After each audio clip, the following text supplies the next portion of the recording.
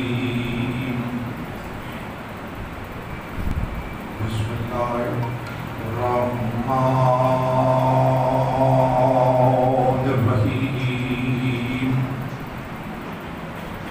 الحمد لله الذي هدانا لهذا وما كنا لنهتدي لولا أن هدانا الله لقد جاءت رسل ربنا بالحق والصلاة والسلام على أصل ما في الوجود سر الله في كل موجود ونقطة دائرة الوجود صاحب لواء الحمد والمقام المحمود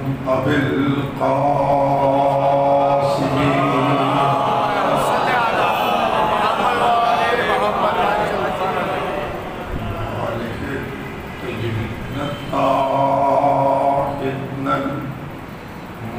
المعصومين المظلومين الذين قضى الله عنهم الرجس وطهرهم تطهيرا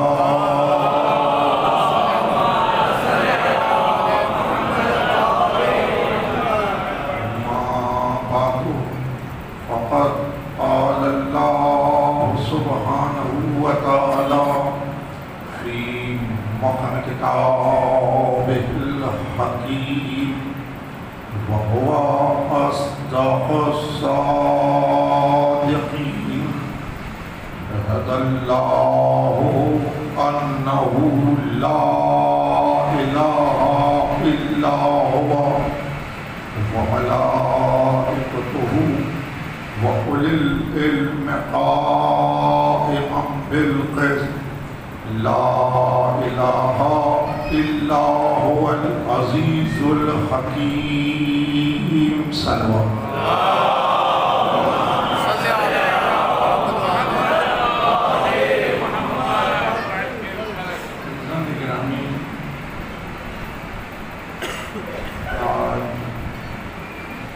محرم کی 15ویں تاریخ ہے اور ظاہر ہے کہ آپ حضرات مسلسل شریک مجالس ہیں اور ان مجالس میں شریک ہوتے ہوئے اس امر کو بھی پیش نگاہ رکھیں کہ ایک محبت ہے جو ہمیں کھینچے لیے چلے آ رہی ہے ایک محبت ہے جو ہمیں کھینچے لیے چلے آ رہی ہے اور اس امر کو بھی پیش نگاہ رکھیں کہ کوئی یہ محسوس نہ کرے کہ یہ مجالس کسی کے لیے خطرہ ہے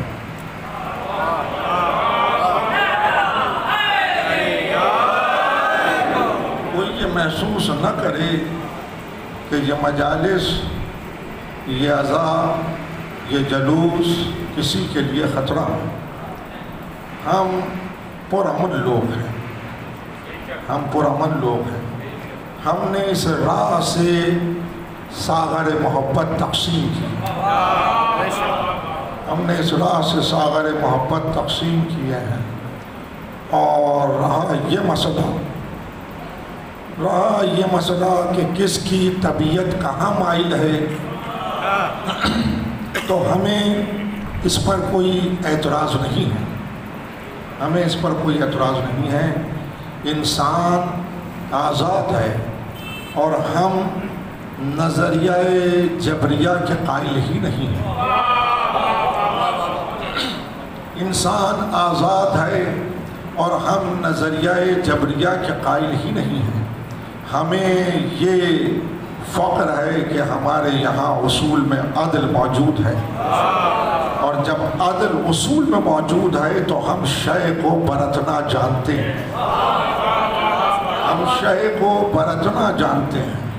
عزیزان گرامی، مسجدیں اللہ کا گھر ہے، مساجد اللہ کا گھر ہے، لیکن مساجد اللہ کا گھر ہونے کے باوجود تقسیم در تقسیم ہے، تقسیم در تقسیم ہے۔ میرے عزیز، مساجد اللہ کا گھر ہے، لیکن ہر بستی، ہر قریہ، ہر شہر میں مساجد تقسیم ہیں۔ کوئی یہ نہیں کہتا کہ یہ اللہ کا گھر ہے، نہیں، ہر ایک سینہ ٹھوک کے کہتا ہے یہ ہمارا گھر ہے، ہر ایک سینہ ٹھوک کے کہتا ہے یہ ہمارا گھر ہے۔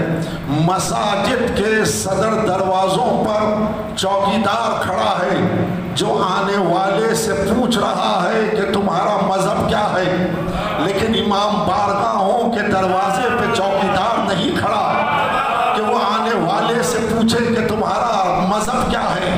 یہ دروازے سب کے لیے کھلے ہیں، رنگ کوئی ہو، نسل کوئی ہو، قوم کوئی ہو، قبیلہ کوئی ہو، مذہب کوئی ہو، وہ اس دروازے سے داخل ہو، اس فرش پر آ کر بیٹھ جائے۔ ہم اس کا کلمہ نہیں بدل رہے، ہم اس کی کیفیت نفس کو بدل رہے ہیں، ہم اس کا کلمہ نہیں بدل رہے، ہم اس کا خیال بدل رہے ہیں۔ تو بادشاہ ہوشیار ہے، بادشاہ سمجھتا ہے کہ دولت تقسیم کر کر جب ہم فکر کو نہ بدل سکے، لیکن حسین کا نام لے کر آج بھی یہ فکر کو بدل رہے ہیں۔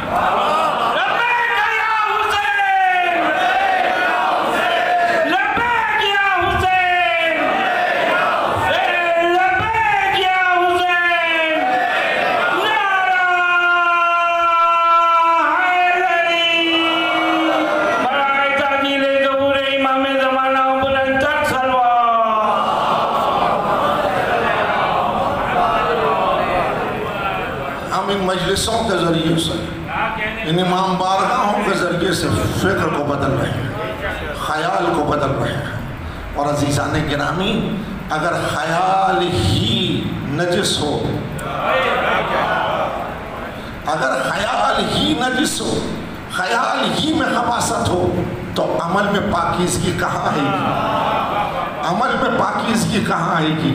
اگر خیال طیب ہے، اگر خیال پاکیزہ ہے، تو عمل میں بھی طہارت نظر آئے گی، عمل میں بھی طہارت نظر آئے گی۔ حسین ابن علی نے نانا کی سنت کو بچایا، اور نانا کی سنت پہ کام زد ہوتے ہوئے حسین ابن علی نے بتایا کہ یہ کام کار انبیاء ہے، یہ کام کار ختمی مرتبت ہے۔ حضور نبی کریم صلی اللہ علیہ وآلہ وسلم 40 برس کی خاموش زندگی گزاری، 40 برس کی خاموش زندگی گزاری۔ تمہیں خاموشی کبھی سمجھ میں نہیں آتی۔ میرے جملے کو یاد رکھیں گے آپ، کلمہ پڑھنے والوں کو خاموشی سمجھ میں نہیں آتی۔ عزیزوں، نہ رسول کی خاموشی سمجھ میں آئی، نہ علی کی خاموشی سمجھ میں آئی، نہ حسن کی خاموشی سمجھ میں آئی، نہ ہماری خاموشی سمجھ میں آ رہی ہے۔ عزیزوں، خاموشی اگر سمجھ میں آ جاتی تو آپ بھی اپنا راستہ درست کر لیتے، لیکن اگر خاموشی سمجھ میں نہیں آئے گی تو آپ اپنا راستہ درست نہیں کر سکتے۔ ہماری خاموشی اس لیے ہے کہ ہم طاقت کا مظاہرہ نہیں کرتے، ہم خیال کو بدلنے کی راہ کو ہموار کرتے ہیں، ہم خیال کو بدلنے کی راہ کو ہموار کرتے ہیں۔ ختمی مرتبت نے 40 برس خاموش رہ کر خیال کو بدلا۔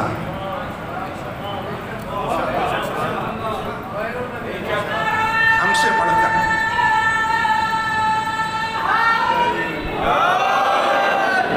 ہم سے بڑھ کر اہل سنت کون ہوگا؟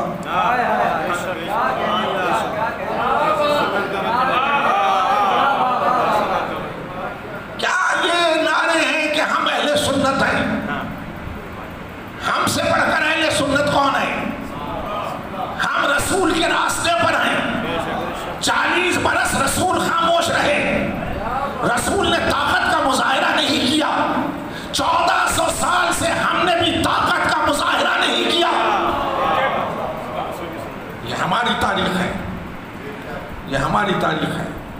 رسول نے 40 برس خاموش رہ کر کیا کام کیا, کیا کام کیا؟ عربوں کا خیال بدل دیا. 40 برس خاموش رہ کر عربوں کا خیال بدل دیا. علی خاموش رہے, علی کی خاموشی نے کیا کیا؟ خیال بدل دیا. اور اگر خیال نہ بدلا ہوتا تو ہر صوفی جب خرقہ خلافت کو اوڑھتا ہے تو وہ علی کو بلا فصل خلیفہ کہتا ہے. یہ خیال ہی تو بدلا کہ آج ہر صوفی علی کو بلا فصل خلیفہ تسلیم کرتا ہے. اور پھر علی خاموش نہ رہتے, علی خاموش نہ رہتے تو پھر یہ مقام کیسے سمجھ میں آتا کہ علی کے مقابل پہ جو آیا, علی کے مقابل پہ جو آیا وہ یا تو ناصبی تھا یا باغی تھا یا خارجی تھا. تو اسی لیے تو ہم کہہ رہے ہیں مجلسوں سے پریشانی کیا ہے؟ مجلسیں تاریخ کے اوراق کو الٹتی ہیں تو چہروں سے نقابیں اتر جاتی ہیں. اب تاریخ میں ڈھونڈتے جاؤ علی کے مقابل میں کون کون آیا, جبل میں کون آیا, صفین میں کون آیا, نہروان میں کون آیا.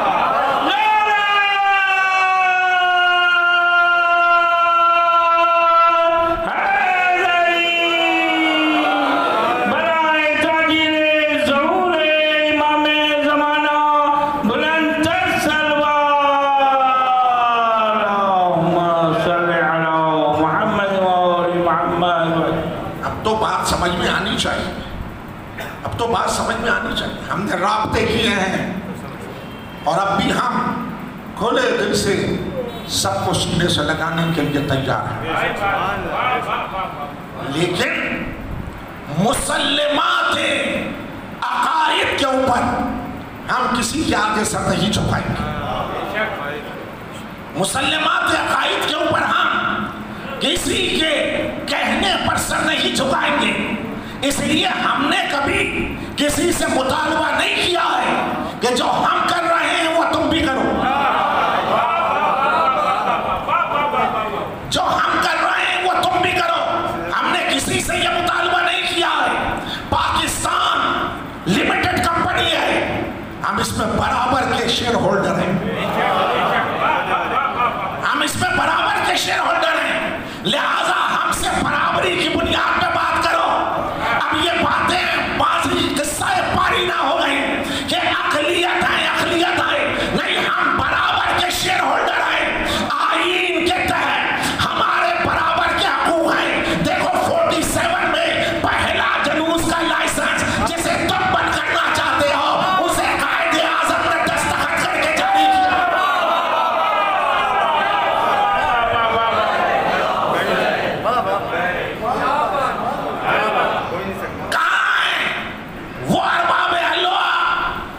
جو خاموش تماشا بنے ہوئے ہیں. عزیزان گرامی, 47 میں پہلا جلوس کراچی سے نکلا.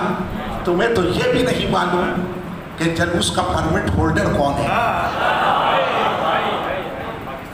تمہیں تو یہ بھی نہیں معلوم کہ عاشور کے جلوس کے پرمٹ ہولڈر کون کون ہیں.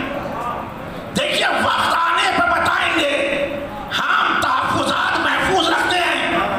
5 پرمٹ ہولڈر ہیں عاشور کے جلوس کے. تم ایک کینسل کرو گے دوسرا آئے گا. ہم نے بصارت کی نگاہ سے نہیں دیکھا ہے حالات کو. ہم نے بصارت کی نگاہ سے نہیں دیکھا ہے حالات کو. ہم نے بصیرت کی نگاہ سے دیکھا ہے. ہم نے بصیرت کی نگاہ سے دیکھا ہے. لہذا ہم بہت پہلے دیکھ رہے تھے کہ اس مملکت میں کیا ہونے والا ہے. اس لیے کہ جو کل پاکستان کا مخالف تھا جب پاکستان بنا تو وہ اس کا پرچم لے کے کھڑا ہو.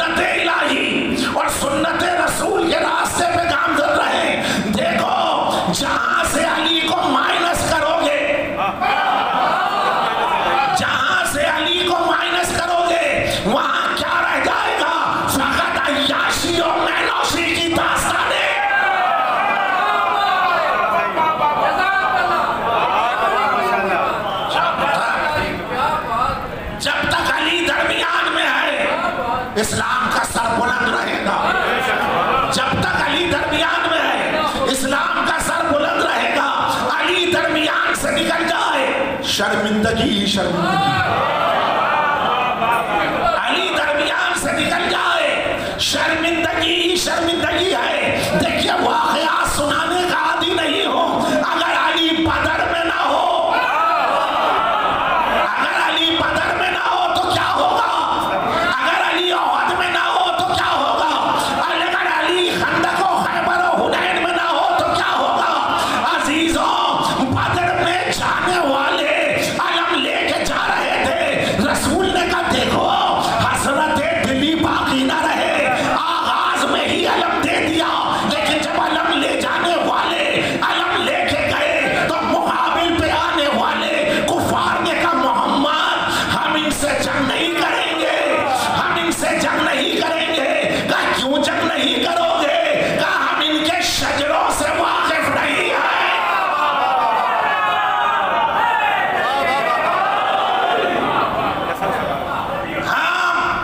ان کے شجروں سے واقف نہیں ہے۔ عزیزوں کافر تھا، کافر تھا، لیکن وہ بھی جنگ بے نسبوں سے نہیں کرنا چاہتا تھا، وہ بھی جنگ صاحب شجرہ سے کرنا چاہتا تھا۔ تو کہا اسے بھیجو، یا تو خود میدان میں آؤ یا اسے بھیجو جو تم میں سے ہو، یا تو تم میدان میں آؤ یا اسے بھیجو جو تم میں سے ہو۔ مسلمان کو آج 1442 ہجری میں بھی رشتہ منیت سمجھ میں نہیں آیا، لیکن کافر کہہ رہا ہے کہ یا تو تم آؤ یا اسے بھیجو جو تم میں سے ہو۔ تو اب تو سمجھو رسول نے کیا کہا تھا، یا علی انت منی وانا من کے،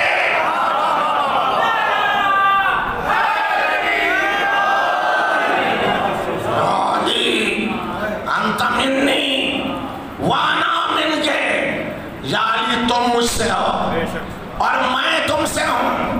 دیکھو یہ رشتہ منیت، جاؤ سید میں دیکھو، معتبر ترین کتابیں، معتبر ترین کتابیں ہیں اور پڑھنا چاہیے، پڑھنا چاہیے، لیکن صحیحین جن کو سمجھ میں نہیں آئی، صحیحین جن کو سمجھ میں نہیں آئی، دستانے بان بان کا جنہیں صحیحین سمجھ میں نہیں آئی، میں اس وقت شکر کرتا ہوں کہ انہیں زیارت عاشور تو سمجھ میں آئی، میں شکر کرتا ہوں انہیں زیارت عاشور تو سمجھ میں آئی۔ اگر صحیحین سمجھ میں آ جاتی تو زیارت عاشور پر جو امت مسلمہ گھبراہٹ کا پیالہ نہیں پیتی۔ عزیزوں جاؤ صحیحین میں دیکھو، صحیحین میں کہنے والا کہہ رہا ہے کہ اگر یہ فضیلت منیت مجھ کو مل جاتی، اگر یہ فضیلت منیت مجھ کو مل جاتی تو زندگی کا حاصل پا لیتا۔ تو اب دیکھو صحیحین میں کہ رسول نے رشتہ منیت کس کس سے قائم کیا، علی سے قائم کیا، فاطمہ سے قائم کیا، حسن سے قائم کیا، حسین سے قائم کیا، کہ یہ مجھ سے ہیں میں ان سے ہوں، یہ مجھ سے ہیں میں ان سے ہوں۔ اب تو سمجھ میں آیا اس حدیث منیت میں کتنے ہنگام پنا ہے۔ اب اگر کوئی علی کے مقابل پہ کھڑا ہے تو وہ علی کے مقابل پہ نہیں کھڑا، وہ رسول کے مقابل پہ کھڑا ہے۔ اگر زہرا دربار میں ہے اور کوئی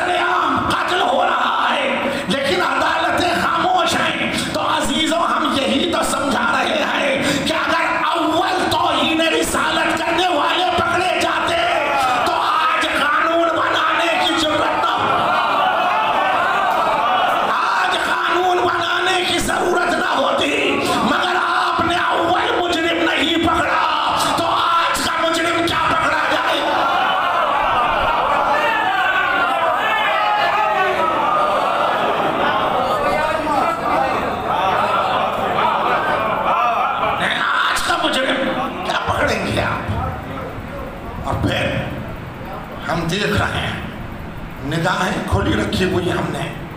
اس ملک میں یک طرفہ تماشا ہے، اس ملک میں یک طرفہ تماشا ہے. پنجاب سے لے کے سندھ تک ذاکرین علماء کے ساتھ جو کچھ ہو رہا ہے وہ سب ہماری نگاہوں میں ہے، مگر ہم رہائی کی خیرات نہیں مانگیں گے.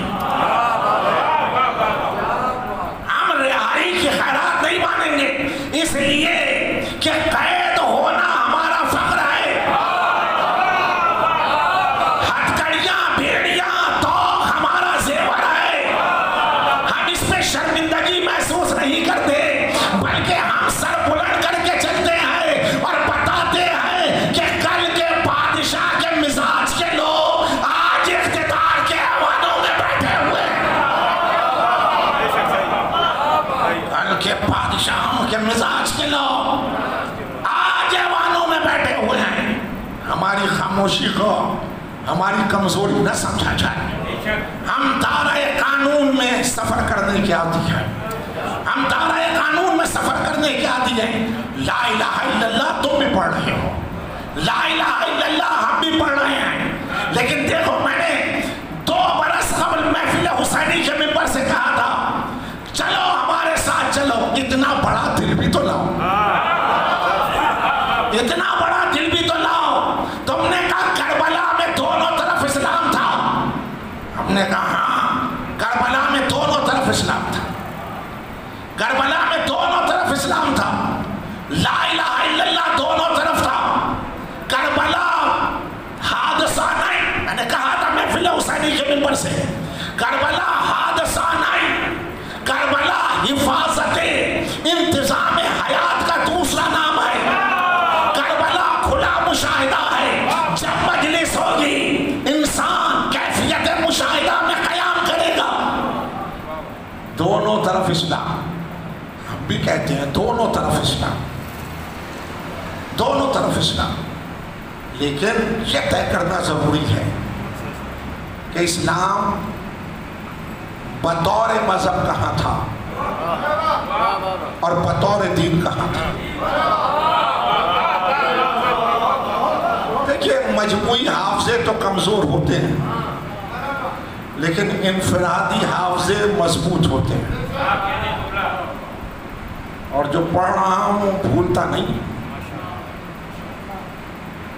اسلام دونوں طرف تھا، ایک طرف مذہب تھا، ایک طرف دین تھا. اب آپ کے دماغ نے کام شروع کیا.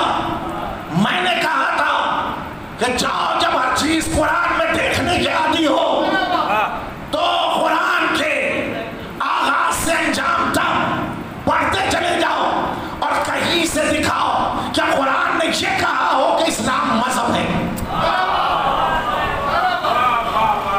قرآن نے اسلام کو مذہب نہیں کہا، قرآن نے اسلام کو دین کہا. مذہب اور ہے، دین اور ہے، مذہب اور ہے، دین اور ہے. اب یہ بھی تلاش کرو کہ اسلام دین تھا، انبیاء دین لائے. خاتم النبیین نے جب غدیر میں علی کی ولایت کا اعلان کیا تو خالق نے کہا الیوم اکملت لکم دینکم. دین مکمل ہوا، غدیر میں دین مکمل ہوا. دیکھو جو غدیر بھول جائے، جو غدیر بھول جائے اسے اکملیت دین کا کیا پتا. غدیر اکملیت دین کا اعلان ہے.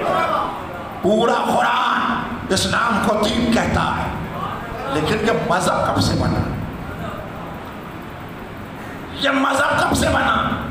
دیکھیں بڑا نازک دور ہے، لیکن میں کتنی احتیاط سے قدم آگے بڑھانے کا آتی ہوں. امت مسلمہ کو دعوت عام ہے، جاؤ ڈھونڈے امت مسلمہ کہ اسلام قرآن میں دین تھا. مذہب کب بنا؟ بعد رسول جب بادشاہوں نے اپنے آپ کو اسلام کی چادر میں چھپایا تو انہوں نے اسلام کو دین نہیں رہنے دیا، مذہب بنا دیا.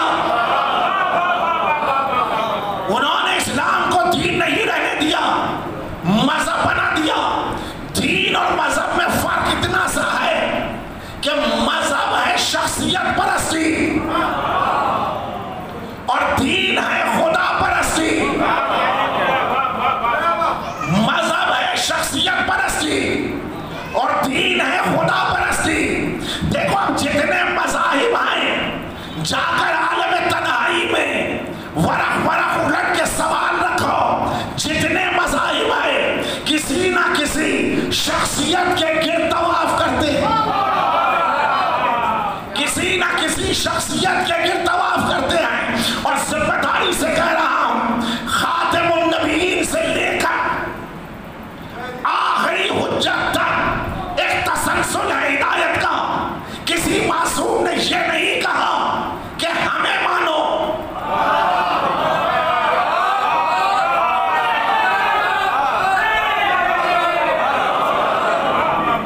ہر معصوم نے کہا خدا کو مانو. بادشاہ کہہ رہا تھا ہمیں مانو, معصوم کہہ رہا تھا خدا کو مانو. اسلام دونوں طرف ہے, ایک طرف مذہب ہے, ایک طرف دین ہے, ایک طرف شخصیت پرست کھڑے تھے, ایک طرف خدا پرست کھڑے تھے. تو حسین مذہب بچانے نہیں آئے, حسین مذہب بچانے نہیں آئے, حسین دین بچانے آیا ہے. اب تو خواجہ اجمیر کا مصرع سمجھ میں آیا, دی است حسین, دی پناہ است حسین. حسین دین ہے, حسین دین ہے, دین کی پناہ گاہ ہے, دین کی پناہ گاہ ہے. تو حسین نے احیاء دین کے کام کو سر انجام دیا, حسین نے احیاء دین کے کام کو سر انجام دیا. تو چوتھے مصرعے میں کہنا پڑا خواجہ اجمیر کو کہ حقا کے بنا لا الہ است حسین, حقا کے بنا لا الہ است حسین. اب سمجھ میں آیا کربلا کیوں بتاتا ہوں, اب سمجھ میں آیا کربلا کیوں بار بار بیان کرتا ہوں. اس لیے کہ میں نے کربلا کو آئینہ بنایا ہے. میں جملہ یاد رکھنا, میں نے کربلا کو آئینہ بنایا ہے. اب کلمہ پڑھ کے دیکھنا یہ ہے کہ کس میں حوصلہ ہے کہ سر آئینہ آ کے کھڑا ہو,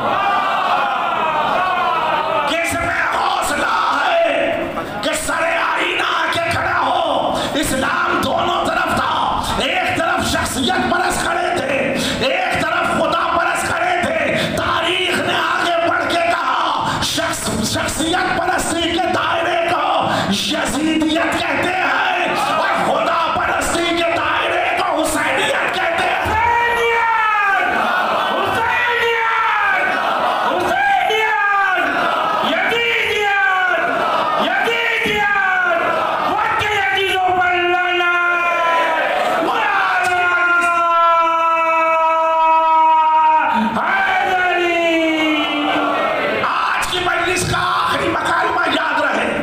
ایک دن درمیان میں آئے اور پھر لطیف آباد میں آپ سے ملاقات رہے گی. عزیزان گرامی, حسین ابن علی نے آئینہ دکھایا ہے.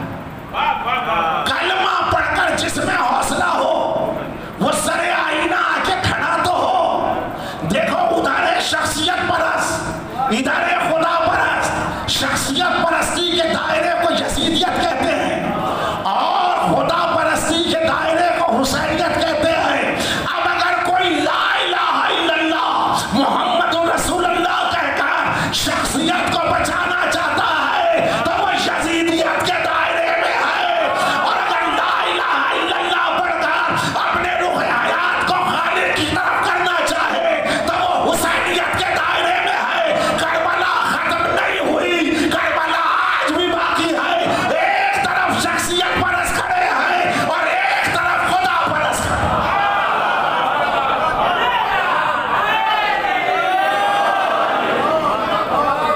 ایک طرف شخصیت پرست کھڑے ہیں اور ایک طرف خدا پرست کھڑے ہیں. اور جب تک شخصیت پرستی کے دائرے میں تھا, اب تم کہہ رہو زیارت عاشور نہ پڑھو, جواب دے رہا ہوں, جب تک شخصیت پرستی کے دائرے میں تھا قابل لام تھا، لیکن جب خدا پرستی کے دائرے میں آیا تو لائق درود و سلام بن گیا۔ اسلام کو جو حکومت جانے، کیا سنا آپ نے؟ تاریخ تو آپ کے سینوں میں ہونا چاہیے، کیوں میرا منہ کھلوا رہے ہیں؟ اسلام کو جو حکومت جانے وہ قابل لعن ہے، اور اسلام کو جو نبوت کا ثمر جانے وہ لائق درود و سلام ہے۔ نہیں سمجھے حضور مکہ فتح ہوا اور رسول فاتحانہ شان سے مکہ میں داخل ہوئے، لوگ گھروں میں بند ہو گئے تھے اور حضور نے اسی کے گھر کو دارالامان قرار دیا جو خوف سے دروازہ بند کیے ہوئے تھا، اور جب گھر سے باہر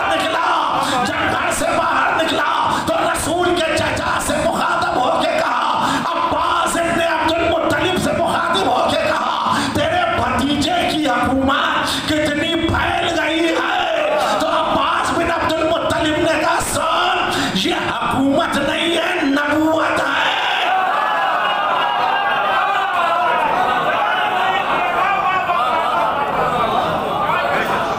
یہ حکومت نہیں ہے، نبوت ہے۔ تو دو نظریے ہیں، ایک مذہبی دائرہ، ایک دینی دائرہ، ایک حکومت سمجھا، ایک نبوت کا ثمر سمجھا۔ تو سن 60 ہجری میں جب تخت اقتدار پر اس کا پوتا آیا تو اس نے کہا، یہ تو بنی ہاشم کے گھرانے کا انتخاب تھا، نہ فرشتہ آیا نہ وحی آئی۔ حسین آگے بڑھے، حسین آگے بڑھے، کہا گھر لٹا دیں گے، گھر لٹا دیں گے، سر کٹا دیں گے، لیکن دنیا کو بتائیں گے کہ اسلام حکومت کا نام نہیں، اسلام نبوت کے ثمر کا نام ہے، اسلام نبوت کے ثمر کا نام ہے۔ کہو لا الہ الا اللہ، کہو لا الہ الا اللہ۔ ایک دن میں 72 لاشیں اٹھائے حسین،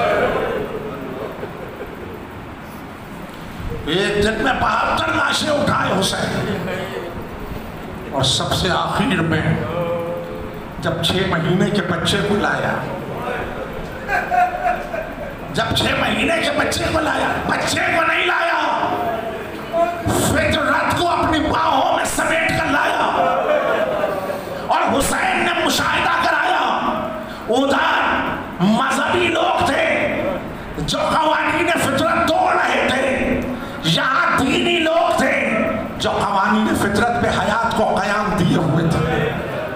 یہ حسین نے بتایا، دیکھو وہاں قوانین فطرت ٹوٹے اور یہاں دست امامت پہ فطرت مسکرائی، اور ادھر فطرت مسکرائی، ادھر کربلا کے جنگ کا نتیجہ نکل کر آیا، ادھر کربلا کی جنگ کا نتیجہ نکل کر آیا۔ بچہ نہیں تھا حسین کے ہاتھوں پہ، کربلا کی جنگ کا نتیجہ لائے تھے، کربلا کی جنگ کا نتیجہ لائے تھے حسین ہاتھوں پر، تتمما لائے تھے کربلا کی جنگ کا۔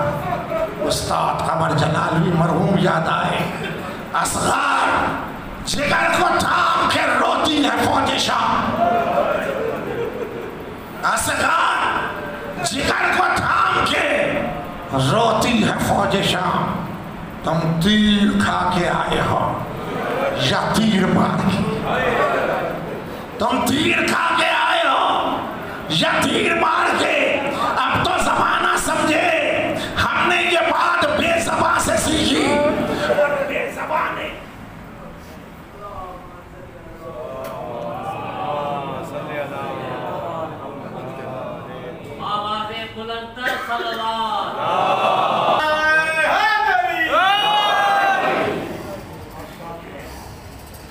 کربلا میں بچے نے نہیں، بے زبان تعصب قیامت انسان کو زبان دی۔ بے زبان نے تعصب قیامت انسان کو زبان دی کہ دیکھو تیر و تیغ و تبر و تلوار نہیں، مسکرا کے مار کا تسخیر کرتے ہیں، مسکرا کے مار کا تسخیر کرتے ہیں۔ بچہ کیا مسکرایا، بچہ کیا مسکرایا، کربلا کا باب مکمل ہو گیا، کربلا کا باب مکمل ہو گیا۔ بچہ حسین کے ہاتھوں پہ منقلب ہوا، حسین نے لہو علی اصغر کو چلو میں لیا اور چہرے پہ مل کے کہا، پروردگار وہ حیا جسے تو سنوار کے چھوپ گیا تھا، وہ حیا جسے تو سنوار کے چھوپ گیا تھا، میں نے بے شیر کے لہو سے رنگی بنا دیا، میں نے بے شیر کے لہو سے رنگی بنا دیا۔ زیر ابا بچے کو لیا، زیر ابا بچے کو لیا، کبھی خیمے کی جانب بڑھے کبھی پیچھے ہٹے، کبھی خیمے کی جانب بڑھے کبھی پیچھے ہٹے۔ سوچا کیے کہ رباب کس طرح سے بچے کا لاشا دیکھے گی، کس طرح سے بچے کا لاشا دیکھے گی، لیکن دست ادب جوڑ کے کہتا ہوں مولا یہ علی اصغر کی ماں ہے، مولا یہ علی اصغر کی ماں ہے۔ یک بار دیوڑی پہ آ کے آواز دی، بہن ام کلثوم بچے کی ماں تو نہیں کھڑی ہے، بچے کی ماں تو نہیں کھڑی ہے۔ خیمے سے آواز آئی، بھائی رباب قریب ہی کھڑی ہے، رباب قریب ہی کھڑی ہے۔ امام نے سر جھکا لیا اور سر جھکا کے کہا، رباب ہم تمہاری کائنات کو لائے ہیں، رباب ہم تمہاری کائنات کو لائے ہیں۔ ماں دیوڑی پہ آئی، ہاتھوں کو پھیلا کے کھڑی ہو گئی، ہاتھوں کو پھیلا کے کھڑی ہو گئی، اور امام نے سوال رکھا کہ رباب اتنا بتاؤ تم ہمیں کیا سمجھتی ہو؟ شہزادی نے دست ادب جوڑ کے کہا آقا امام، اور اتنا کہہ کے ماں رکی، اور امام نے کہا جو دوں گا لے لو گی، جو دوں گا لے لو گی۔ رباب نے کہا آقا کہانا آپ امام ہیں، ہاتھ پھیلا دیے ماں نے، اور امام نے ابا کے دامن کو الٹا اور رباب کی گود میں یہ کہہ کے بچے کو رکھا، رباب اب ذرا سنبھال کے کھڑی ہو جا، یہ امانت پروردگار ہے، یہ امانت پروردگار ہے۔ رباب تصویر صبر بن کر حضور یہ امامت میں کھڑی تھی، نہ ہاتھوں میں لرزہ تھا، نہ قدم ڈگمگائے تھے، نہ ماتھے پہ شکن تھا۔ امام نے جو رباب کی اس صورت صبر کو دیکھا تو سر کو جھکا کے کہا، رباب اب ذرا میرے پیچھے پیچھے تو آؤ، رباب اب ذرا میرے پیچھے پیچھے تو آؤ۔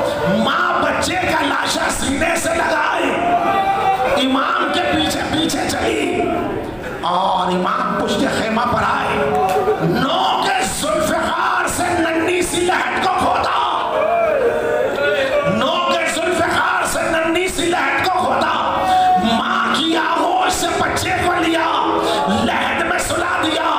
ماں کھڑی دیکھتی رہی، اس کا بچہ زیر خاک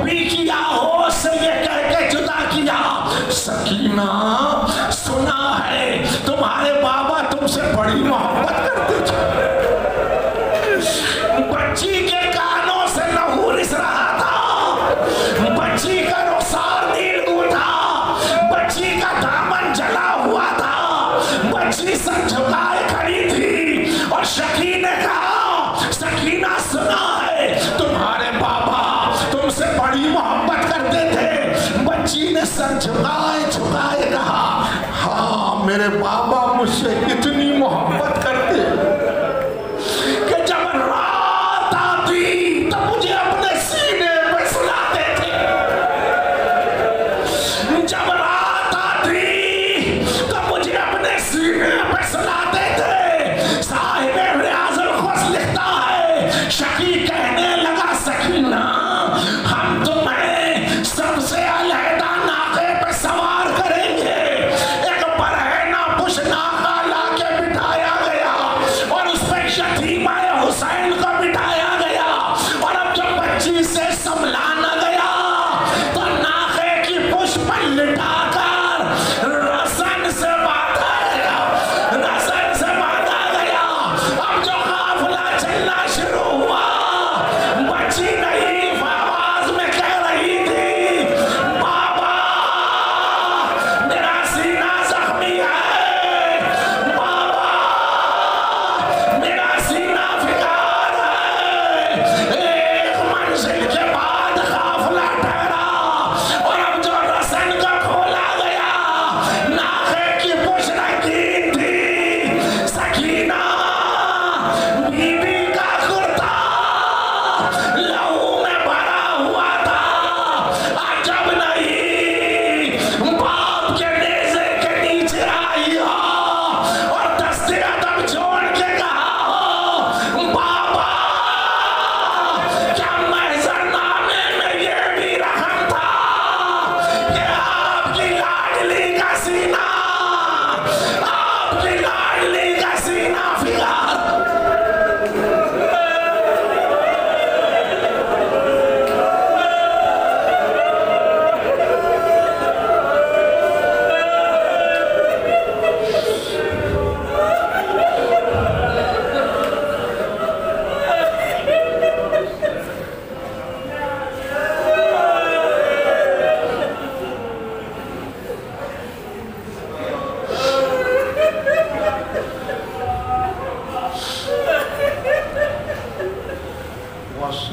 وَسَيَّعْلَمُ الَّذِينَ ظَلَمُوا أَيَّ مُنقَلِبٍ يَنقَلِبُونَ